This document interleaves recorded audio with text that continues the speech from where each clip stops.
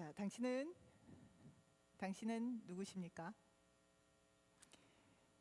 누군가가 이제 여러분들한테 다가가서 당신은 누구십니까? 라고 질문을 하신다면 당신은 어떻게 대답을 하시겠습니까? 당신은 누구십니까? 혹자는 아주 쉽게 이렇게 접근할 수 있을 것 같아요. 저는 누구누구입니다 하고 이름을 얘기할 수도 있고요. 누군가는 저는 무슨 회사에 다니는 또 어떤 일을 하고 있는 누구누구입니다 라고 얘기하면서 직장과 내가 맡은 일을 또 이야기하는 사람이 있을 겁니다. 혹은 저는 누구누구의 아들 혹은 딸입니다 라고 이야기를 하는 사람도 있을 거예요. 글쎄요, 여기에는 그런 분들 혹시 있습니까? 저는 몇 대 종갓집에 몇 대 손입니다 라고 하시는 분들도 계실 수 있고요. 최근에는 또 이런 유행들이 있어요. 나 MBTI에서 뭐다 라고 얘기를 하고, 또 기도원에서는 좀 많이 한물간 혈액형 얘기 아직 하시더라고요. 그래서 이제 혈액형이 내가 뭐다 이제 좀 얘기하시기도 하는데, 이렇게 자기를 이렇게 얘기를 좀 합니다. 표현을 하고요. 하나님과의 관계에 있어서도 사실 참 좀 다양하게 얘기를 해요. 저는 하나님의 종입니다. 가 조금 더 편하게 느껴지시는 분이 있고, 또 누군가는 저는 하나님의 군대예요. 군사입니다. 라고 이야기하는 것이 훨씬 또 편하신 분이 있습니다.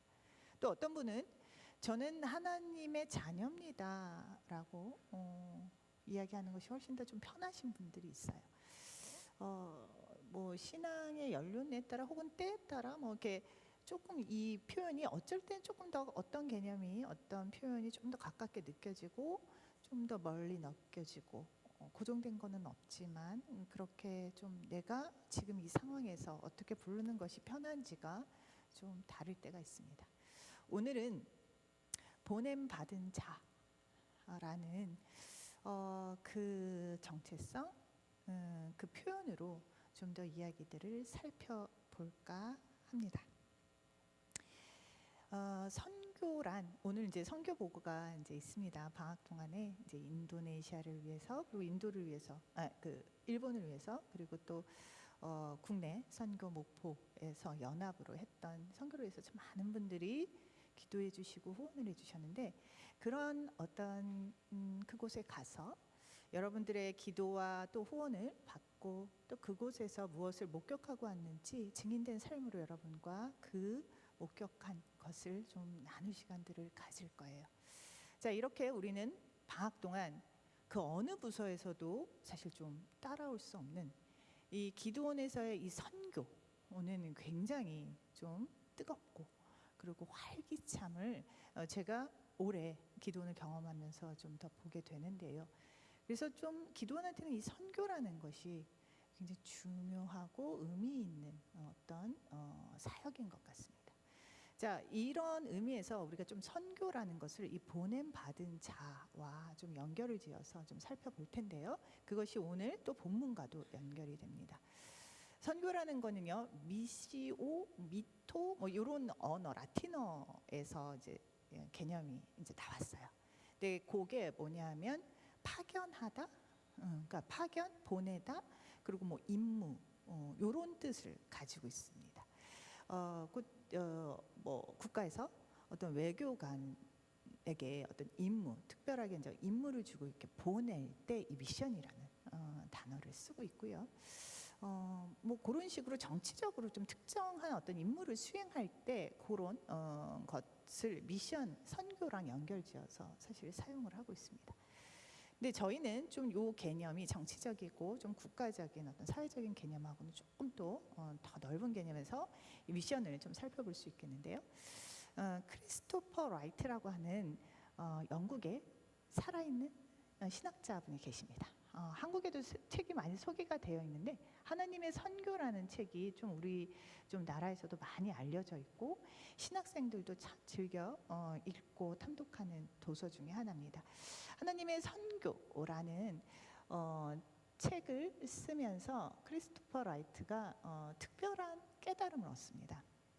그에게는 청년기에 학교에서 청년들에게 선교를 좀 가르쳐 주실 수 있느냐 해가지고 그런 이제 제안을 받고서 그것을 좀 수락을 해요. 그래서 이제 준비를 하면서 이분께서 선교라는 개념이 성경의 어느 일부의 개념으로 개념들을 이렇게 뽐내려는 어떤 태도로 임했다가 좀 놀라게 됩니다. 성경 자체가 뭔가 하나님의 나라에 대한 그것을 관여하고 있는 하나님의 백성, 곧 하나님이 하나님의 백성을 통해서 이렇게 선교하는 얘기구나 라는 깨달음을 얻고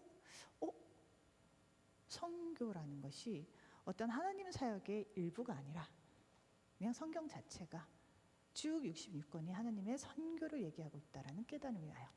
그래서 교회도 교회 안에서 어떤 선교를 하는 것이 아니라 이 선교, 보냄받은 어떤 임무를 가지고 보냄받은 이 어떤 사명 자체로 인해서 교회가 사실은 존재한다라는 것을 깨닫게 됩니다. 그래서 이 부분으로 이 선교의 개념이 굉장히 많이 달라지게 돼요. 그래서 오늘 우리도 이 보냄받은 자라는 의미에서 하나님께서 우리를 어떤 메시지로 지금 우리를 좀 더 영안을 열리게 하고 하나님을 더욱더 깊이 깨달아가는지를 좀 오늘 본문을 통해서 살펴보고자 합니다. 자, 이 요한복음 20장은요 언제냐면 이날 곧 19절입니다. 곧 안식 후 첫날 저녁이라고 했습니다. 하나님이 십자가에 못 박혀 돌아가시고 안식한 바로 사흘째 되는 날이에요. 그러니까 사흘 이후에 하나님이 부활하신다라고 말씀하셨던 그 저녁입니다. 자, 제자들이요.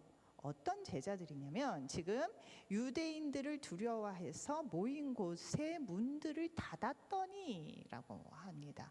뭔가 굉장히 두려움 속에 지금 빠져서 지금 뭔가 숨어 있어요.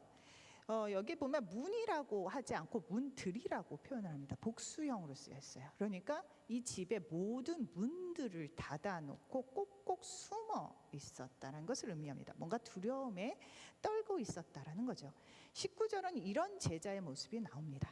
근데 23절에 이제 22절과 23절을 보면 하나님께서 어떤 과정이 있었는지 모르겠지만 이 말씀을 뭔가 이제 하시면서 어떤 말씀을 하시면서 성령을 받으라 말씀하시고 너희가 누구의 죄든지 사하면 사해질 것이요 누구의 죄든지 그대로 두면 그대로 있으리라 하시니라라고 하면서 어떤 굉장히 두려움에 떨어서 문들 사이에서 꼭꼭 숨어있는 이들과는 굉장히 다른 큰 업무, 임무, 미션을 줍니다.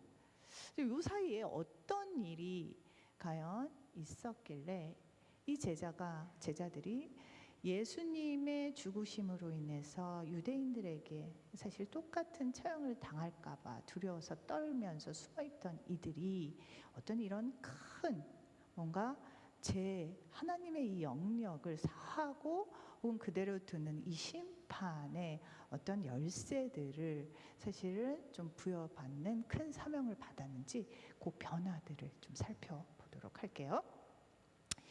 자, 보냄을 받는 자는 사실은 보냄을 받는 자가 있으면 보내는 사람이 있겠죠. 그렇죠? 보내는 자가 있을 겁니다. 그래야 보냄을 받는 자가 성립이 되니까요. 자, 보내는 자와 보냄을 받는 자. 자, 요 관계가 있고요. 요 사이에 이게 보내고 보냄을 받는 자가 있다는 건 뭘 들고 가는 겁니다. 뭐 임무가 있는 거예요. 그냥 맹숭맹숭 가는 건 아닙니다. 자, 뭔가의 임무가 있는 거예요. 이 사이에 뭐가 있고 그리고 또 뭘 해야 되는지에 대해서 다시 좀 살펴보도록 하겠습니다. 그러면 우리는 보내는 자가 누군지를 좀 더 깊게 좀 살펴볼 수 있을 것 같아요. 지금 19절에 우리가 이제 봤던 것처럼 지금 제자들은 굉장히 두려움에 떨면서 문들을 모두 닫고 숨어 버렸습니다. 예수님을 쫓아다녔던 제자들이 누구였습니까? 사회적으로 그렇게 대우받는 사람들은 아니었어요. 멸시를 받았고 편견을 받았고 생활고에 쩌들었던 사람들입니다. 어부였고요, 그 세리였고요. 뭐 그렇게 그다지 존중받지 못하는 사람들이었습니다. 그리고 그 당시에는 로마 제국의 압제를 받고 있었습니다. 예, 그래서 이스라엘 선민사상, 하나님의 백성이라는 이 자부심은 있었지만 현실적으로는 로마의 황제를 왕으로 모시면서 사실 그들의 식민지 속에서 하나님의 약속은 뭐고 우리의 현실은 뭔가 되게 헷갈려 했던 사람들입니다. 자, 그랬을 때 그런 와중에 이들은 굉장히 하나님, 우리를 구원해 주실 메시아가 오실 것을 사모하고 기다렸어요. 여기에서 예수가, 저기에서 메시아가 뭐 이제 여러 가지 이제 소문과 소리로 우왕좌왕하는 시간들도 있었습니다. 자, 그런데 이제 예수가 이 12 제자를 부르고 이들이 제자의 부르심을 받고 쫓아다니면서 이들이 목격했던 게 무엇이었습니까? 앉은 자들이 일어나는 기적을 보았어요. 그렇죠? 눈먼 자들이 눈 뜨는 것을 보았습니다. 심지어는 죽은 사람이 살아나는 걸 보았어요. 자, 이들에게는 소름 끼치는 있을 수 없는 일들이 일어나는 그 기적의 현장에 있었습니다. 그러면서 이분이야말로 로마 제국에서 우리를 구출해낼 하나님의 자녀의 백성이라는 어떤 신분을 다시 회복시킬 수 있는 우리의 구세주라고 믿고 있었습니다. 그래서 모든 것들을 뒤로 하고 그를 따랐습니다. 돈, 집, 뭐 가족들 다 두고 예수님에게 모든 삶을 걸었어요. 그리고 종주했습니다. 자, 그리고 6월절 가까이에 예루살렘에 입성하게 돼요. 그 유명한 모든 거기에 이스라엘 마을의 사람들이 나서 호산나를 외치면서 당당하게 입성을 합니다. 이들에게는 뭔가 이제 곧 무엇인가가 생길 것이라고 생각하면서 상당히 들뜬 마음에 있었을 거예요. 그런데 이게 진짜 거짓말만 같이 이 막 소란 들고 막 이렇게 추앙을 하던 사람들이 온데간데 없이고, 또 한편으로는 상당히 이제 야유하며 조롱하면서 지금 십자가에 예수님이 빠르게 옮겨가시는 것들을 그들은 목도해요. 무서웠을 겁니다. 일단 자신의 리더가 이렇게 이런 취급을 받는다는 것은 결국 자기들도 그런 위협에 노출되어 있다는 것들을 당연히 연관성 있게 보고 있었기 때문에 굉장히 두려웠을 거예요. 그래도 설마 했겠죠. 왜요? 죽은 자들을 살리시는 분이셨고 오병이어의 기적을 봤던 분이었고 여러 가지 이적들을 보면서 정말 그 어떠한 것보다 자신들에게 확신을 주었고 그리고 또 위로를 주었던 분이었기 때문에 아마 끝까지 믿고 싶었던 것이었을 거예요. 그런데 정말로 너무나 나약하게, 너무나 저항하지도 못하고, 너무나 치욕스럽게 예수님은 돌아가셨어요. 그 황당함, 그 리더의 부재, 그들은요 지금까지 자기들이 믿고 내달렸던 과거, 그리고 지금의 현재 자신의 모습, 그리고 꿈꿨던 미래가 완전히 박살나는 경험을 했을 겁니다. 절망 가운데 있었을 거예요. 그 속에서 자, 이제는요 예수님을 왕으로 모셨기 때문에 로마 제국에서도 정말 예의주시하는 이 그룹을 무리로 봤을 거예요. 황제를 왕으로 모시지 않고 예수를 왕으로 모셨던 이들에게는 이들이 불편한 존재였을 겁니다. 자, 유대인들에게도요. 자, 감히 어떻게 보면 신성 모독이었죠. 예수를 메시아라고 보고 있는 이들을 신성 모독이라 해서 예수를 십자가에 못 박았듯이 이들 또한 사실은 그러니까 처벌을 하고 처단을 해야지 마땅하다고 생각했을 겁니다. 이들은 언제 죽을지 모르는 이 공포심에 굉장히 두려움에 떨었을 거예요. 이들에게는 평강이 없었을 겁니다. 당연히요. 혼란스러웠을 거고 절망했을 겁니다. 자, 이 가운데서 그들은 너무나 두려웠기 때문에 그들은 경계했어요. 그래서 그들은 숨었습니다. 솔직히 말해서 그 시대의 가옥들이 얼마나 잘 살았는지 잘 모르겠습니다. 이 문들을 꼭꼭 닫고 숨었다고 해서 과연 얼마나 이 문들이 튼튼했는지 잘 모르겠어요. 뭐 이렇게 그때 당시에 이렇게 가옥들 보면 이렇게 발로 차거나 이렇게 그냥 뭐 이렇게 의자 몇 개 탁 던지면 그냥 다 부서질 문들이었어요. 근데 그들은 거기에 의지해서 숨어 있었습니다. 당연히 불안했겠죠. 스스로를 지키는 데 있어서 굉장히 불안에 떨고 있었을 것입니다. 그만큼 보잘것없고 나약했던 사람들이었어요. 자, 우리가 봐도 솔직히 말해서 어떠한 사회적으로 기능이 제대로 있거나 어떠한 역할이나 직분이 없었던 이들이에요. 뭐 하나 제대로 또 맡아본 적도 없는 이들이죠.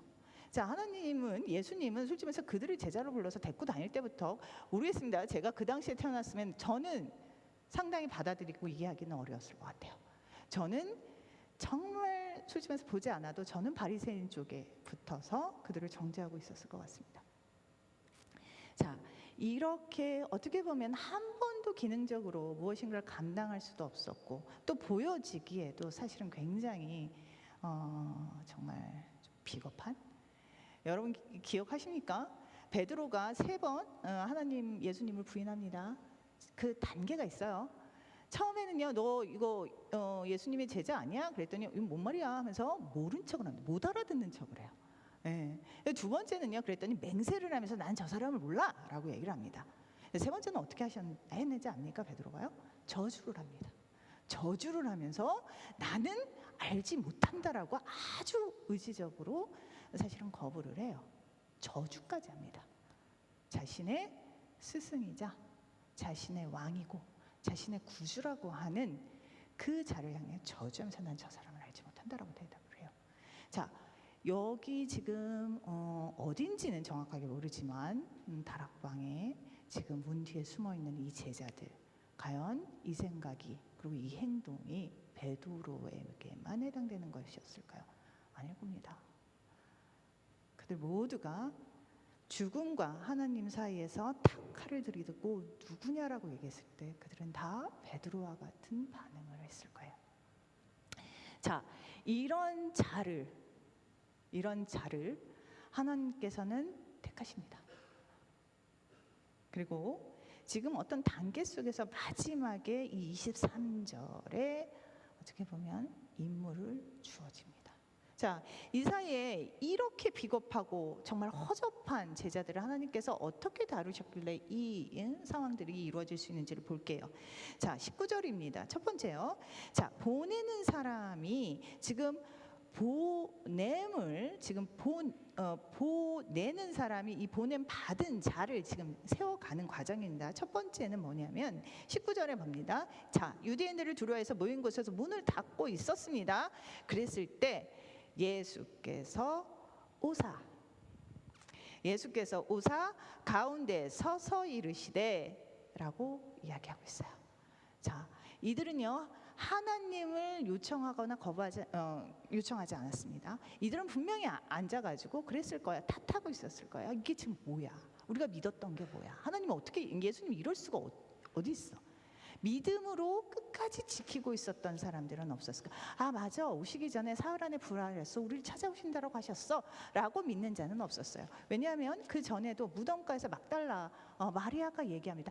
아, 세모포가 온전히 있는데 예수님이 보이지 않는 상황에서 정말 부활하셨구나, 예수님께서 말씀하셨던 부활이 정말로 성취되었네 라고 이야기하지 않았습니다. 그는 누가 하나님을 그러니까 예수님을 훔쳐갔다라고 얘기했어요. 영적인 무지에 빠져 있었습니다. 요 다락방에 이 친구도 예수님이 딱 오셨을 때 영적인 무지가 있었어요. 그래서 이들은 사실상 하나님의 그 믿음 안에서 구하지 않고 찾지를 않았던 상황에서 하나님은 그럼에도 불구하고 직접 찾아오십니다. 자, 이것이 하나님의 첫 번째 은혜입니다. 우리가 구하지도 않고 우리가 선한 것이 하나도 없고 우리가 하나님과 같이 마주할 수 있는 그 어떠한 공로도 없을 때 주님께서는 헤아릴 수 없는, 그리고 너무나 신실하신, 포기하지 않는 사랑으로 자신을 거부하고 죽기까지 거부한 이들을 위해 죽으시고, 그리고 부활하셨을 때 이들을 찾으러 오십니다. 그리고 이들에게 평강이 있을지어다 라고 말씀하고 계십니다. 자, 창조주 하나님께서 무엇이 아쉬웠겠습니까? 만물의 통치자이신 하나님께서 무엇이 부족하셨을까요? 그럼에도 불구하고 헤아릴 수 없는 그의 사랑으로 주님께서는 부르지도 않고 구하지 않는 제자들을 찾아 직접 나타나셨습니다. 그리고 세상에서 줄 수 없는 그 어떤 문으로도 막을 수 없고 제공할 수 없는 평강을 이들에게 선포하고 계십니다. 그리고 두 번째, 이렇게 직접 찾아오시는 은혜 하나, 그리고 두 번째는 자 20절에 이 말씀을 하시고요. 예수님께서 뭐를 말씀하시냐면 자 손과 옆구리를 보이시니, 요 구절입니다. 손과 옆구리를 보이십니다. 자, 거기에 제자들은 주를 봅니다. 즉 그 상처들을 확인합니다. 오늘 다루지는 않지만요, 27절에서 도마는요 그걸 직접 자기가 손으로 넣어봐야지 믿겠다라고 얘기하는데 하나님이 그걸 허락하세요, 예수님이. 그래서 손으로 이렇게 직접 이렇게 확인을 합니다. 그리고 난 다음에 주님이시구나, 주님이 진짜 현존하여 계시는가를 확인을 해요. 자, 이게 지금 이들에게 도대체 이 손과 옆구리의 상흔이 어떤 의미길래 이들 20절에서 이들이 기뻐하는 걸까요? 자, 옆구리의 상흔이 어떻게 나는지 아시죠? 자, 십자가의 손과 발이 사실은 못질을 당했습니다. 자, 그리고 다른 공간 복음에는 발의 상처를 보여줬다라고 했는데 이 요한복음에서는 옆구리의 상처를 보여줬다고 해요. 자, 옆구리는요, 자, 이 예수님이 정말 빨리 이렇게 사실은 돌아가셔야 했고요. 자신들의 일정상. 그리고 그것을 옆에 이렇게 쿡 찔러서 사실은 물막 이런 것들이 이제 몸에 있는 것들이 좀 나오면서 죽은 것을 확실히 확증하는 그런 과정으로 이렇게 옆구리를 쿡 찔러가지고 죽음을 확증을 했었습니다. 곧 하나님께서는 이 손과 옆구리의 상흔은요 십자가에서 완전히 돌아가셨다라는 것을 의미하는 겁니다. 그리고 그것들을 분명히 우리에게 가르쳐주고 계셔요. 뭐냐? 이 손과 옆구리의 상은요 주님께서 우리를 위해 무엇을 하셨는지를 명확하게 보여주시는 증거입니다. 뭡니까? 그렇죠? 흠이 없으신 예수님께서 우리의 죄로 인해서 사실 대속제물로 십자가에 분명히 그 대속제물로 죽으셨다라는 것을 입증하고 계시는 거예요. 주님이 우리를 위해서 모든 죄를 짊어지시고 돌아가셨다라는 확증을 우리에게 분명하고 선명하게 보여주시고 계십니다. 자, 그런데 이것이 무엇이냐면 그걸로 끝나는 게 아니라 보게 하고 그 다음에 또 만지게 합니다. 곧 이 부활이라는 것이 곧 그냥 영으로가 아니라 육신으로도 부활했다는 명확한 확인을 해주세요. 자, 사망의 권세에서 다시 이렇게 살아나는 존재는 지금껏 지구상에 아무것도 없었습니다. 물론 뭐 영생 체험을 하고 잠깐 여기 또 이생 왔다가 이렇게 돌아가신 분들은 그런 어떤 이생 체험인가요? 뭐 사후세계 체험인가요? 그래서 증거를 하시는 분들도 있지만 그 또한 분명하게 확신컨대 죽습니다. 그렇죠? 자, 문선명도요. 뭐 신이라고 했지만 돌아가셨고요. 그 많은 신이라고 했고 또 예수라고 했던 많은 분들은 결국 죽음 앞에서 신을 확증해내지 못하고 죽으셨어요. 그래서 정성명인가 그 JSM 그분도 언젠가는 죽으실 거예요.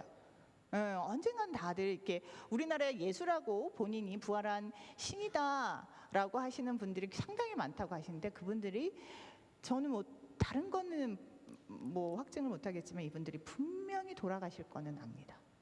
근데 거기에서 예수님께서는요 다시 살아나셔서 제자들 앞에서 보이시고 만져보라고 하면서 확인을 하세요. 이거는 곧 상흔은 주님께서 우리를 위해서 무엇을 하셨는지를 확증하는 것이고 이 부활은 주님이 하나님이시다. 죽음의 권세를 그 누구도 할 수 없었던 어떠한 신이라고 하는 사람 분들도 대상들도 할 수 없었던 그 죽음이라는 권세를 이기고 살아난 하나님, 유일한 하나님임을 증명하는 증거입니다. 그분이 지금 제자들 앞에 나타나서 지금 그분의 확증과 살아계심을 이야기하고 있어요. 자, 구주를 믿는 자, 그 앞에서 영생을 얻는다라는 이 확증이 지금 예수님의 이 행위를 통해서 다시 한번 확인되는 순간입니다. 따라서 이들은요 기쁨에 넘칠 수밖에 없습니다. 이들은요 영안이 열리면서요 그의 가르침이 되살아나면서 이 얘기가 이 얘기였고 저 얘기가 저 얘기였어가 보여지기 시작합니다. 그러면서 결국에는 유일한 우리의 소망 살아계시는 영생 생명 창조의 유일한 존재이신 하나님을 쫓게 되고 초점 맞추게 되는 그런 시간을 이들에게는 갖게 됩니다. 자, 그러면서 세 번째 이 보내는 자가 이 보냄 받는 자를 양육하는 세 번째 이거는 뭐냐면 이랬을 때 이제는 하나님께서 말씀하십니다. 말씀을 다 하시고 난 다음에 22절이요. 그들을 향해서 숨을 내쉬며 이르시되 성령을 받으라. 그 전에 말씀하십니다. 기뻐하면서 이게 살아계시군요 라고 얘기를 했던 예수님께서 이르시죠. 너희에게 평강이 있을지어다. 아버지께서 나를 보내신 것 같이 나도 너희를 보내노라 라고 얘기합니다. 여기에서 이제는 보내는 예수님께서 지금 제자들을 보내고 있습니다. 이걸 보면서요. 보낸과 보낸 그러고 난 다음에 성경에서 그래 맞아 이것이 하나님의 선교의 이야기지. 그렇다면 가장 온전한 첫 선교자는 누구십니까? 예수님이시죠. 그렇죠? 예수님을 스스로 드러내는 보낸 자로서의 선교사는 예수님이십니다. 그 예수님께서 내가 또한 너희를 보낸다라고 이야기를 하고 있어요. 보냄 미션이 이들에게 제자에게 떨어집니다. 그런데 이것을 홀로 보내지 않으세요. 그러면서 하나님께서는 성령을 주십니다. 성령이 뭡니까? 또 하나의 하나님이시죠. 하나님 너와 함께 하겠다. 너를 고예처럼 내버려 두지 않고 세상에 정말 너를 이렇게 등 떠밀어서 내보내는 것이 아니라 정말 하나님을 증거하는 그 임무에 내가 직접 너와 함께 하면서 하나님의 증거를 스스로 증명해내겠다라면서 성령을 받으라라고 이야기를 하고 계십니다. 보냄 받은 자는 여러분들 이 제자와 같이 구주를 예수님을 그리스도라고 인정하면서 하나님의 아들이라고 고백하는 자들입니다. 우리들입니다. 우리들이에요. 하나님을 만났을 때 기억들을 해보십시오. 이 세 가지의 이 메커니즘에서 그렇게 벗어나진 않았을 것입니다. 주님께서는 우리가 뭘 잘해가지고 만나주신 것이 아니에요. 가장 힘들어 고통하고 있을 때 대부분요 절망하고 있을 때 주님께서 강권적으로 우리를 부르셨습니다. 그리고 난 다음에 주님이 누구신지 주님이 나를 위해서 무엇을 하셨는지를 가르쳐 주셨어요. 거기서 우리는 터져나오는 기쁨을 터져나오는 사랑을 경험한 자들입니다.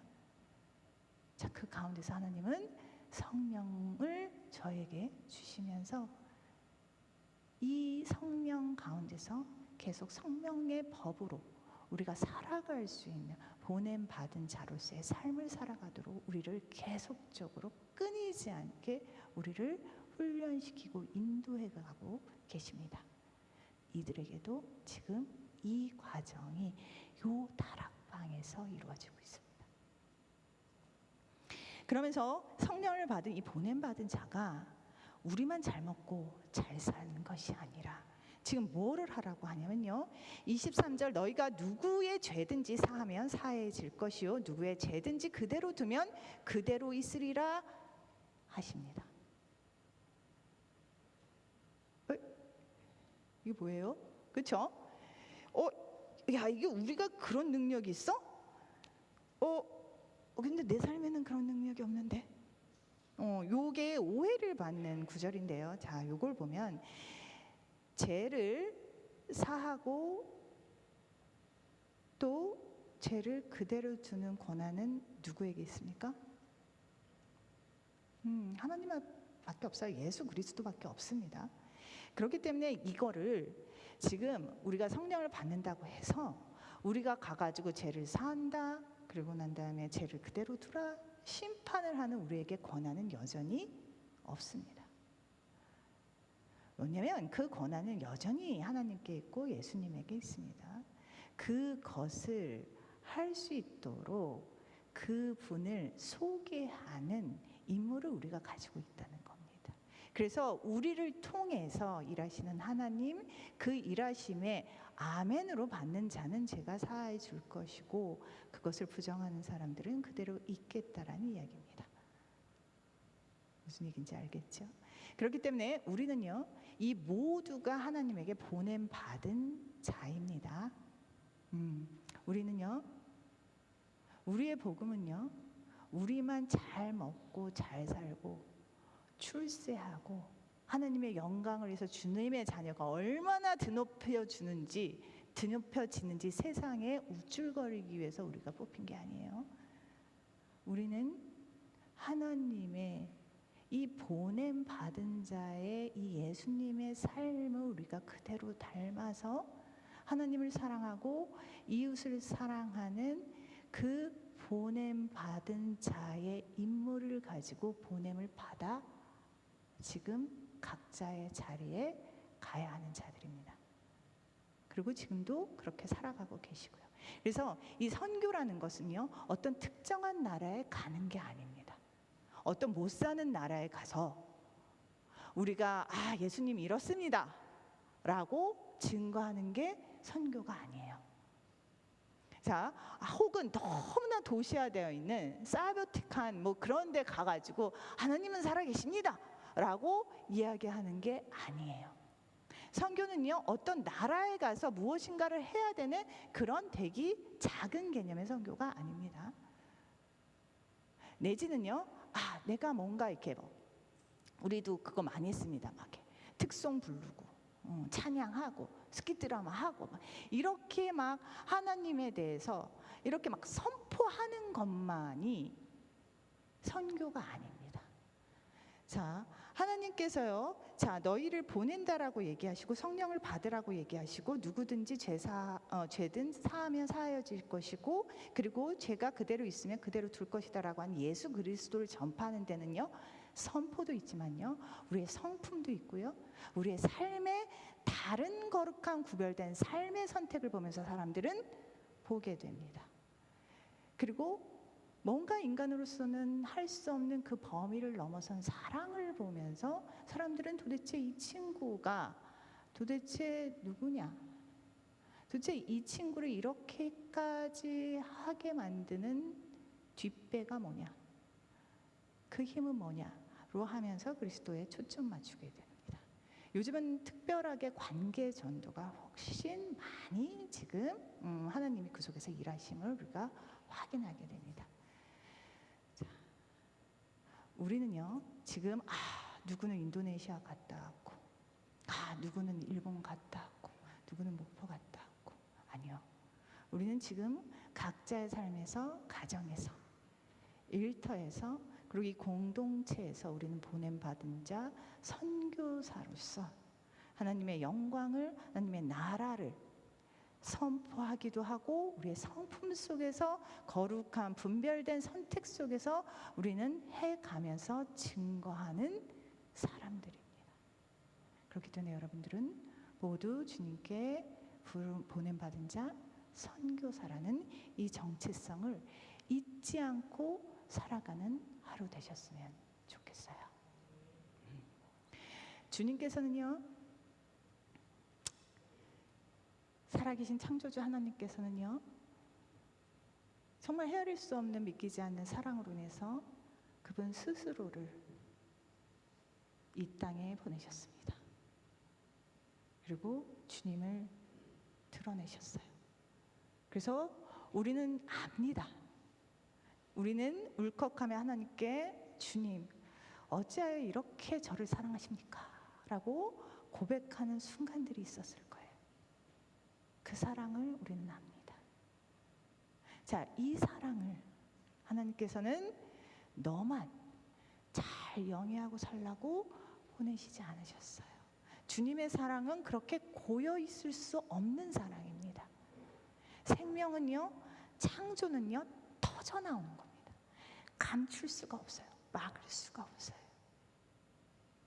여러분이 주님에게 무슨 사랑을 받았는지, 그 옆구리의 손의 그 상처가 나의 삶을 어떻게 변화시키고 어떠한 은혜를 주셨는지를 깨달을 때 여러분은 보내심을 받는 선교사로서 내 주변에 지금 내가 있는 자리에 내 일터의 옆에 있는 친구에게, 우리 부모님이 아직도 여전히 이 주님을 몰라서 다락방에서 오들오들 떨고 있는 이 영혼을 주님의 이 평강 안으로 인도하실 선교사로 기도하고 구하며 또 애써 이들의 완곡한 마음을 두들기는 그런 사명의 자리에 있다는 것을 다시 한번 깨닫고 또한 실천하는 시간들 되셨으면 좋겠습니다.